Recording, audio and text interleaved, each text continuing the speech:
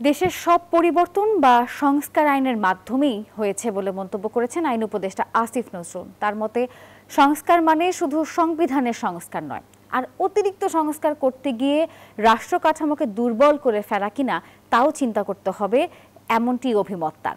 আর পরিবেশ উপদেষ্টা সৈয়দা রিজওয়ানা হাসান বলেছেন, নির্বাচিত প্রতিনিধিদের কাছে দায়িত্ব দিয়ে ভালো দৃষ্টান্ত রেখেই যেতে চায় অন্তর্বর্তী সরকার।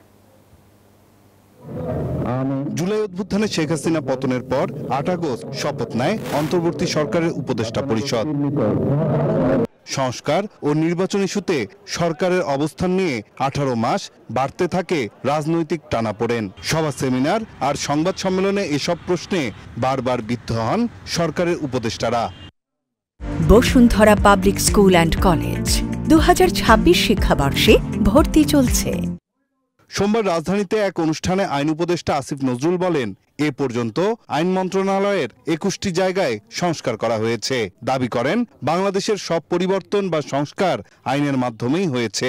তবে অতিরিক্ত সংস্কার করতে গিয়ে রাষ্ট্র কাঠামোকে দুর্বল করে ফেলা হয় কিনা তাও চিন্তা করতে হবে।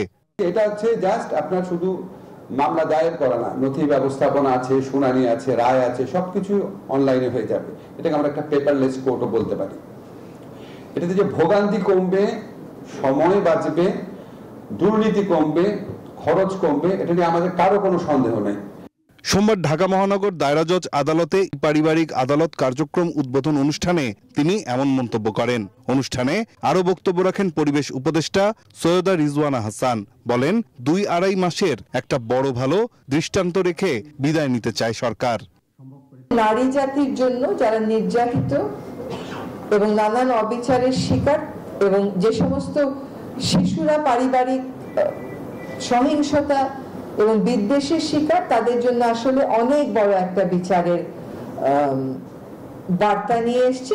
মূলত পাইলট প্রকল্প হিসেবে ঢাকা ও চট্টগ্রাম আদালতে এই পারিবারিক আদালত চালু করা হয়েছে। এতে ভুক্তভোগীরা অনলাইনেই মামলা করতে পারবে। পুরো বিচার প্রক্রিয়া সম্পন্ন হবে অনলাইনেই। নাইম আল চিকো, নিউজ 24, ঢাকা।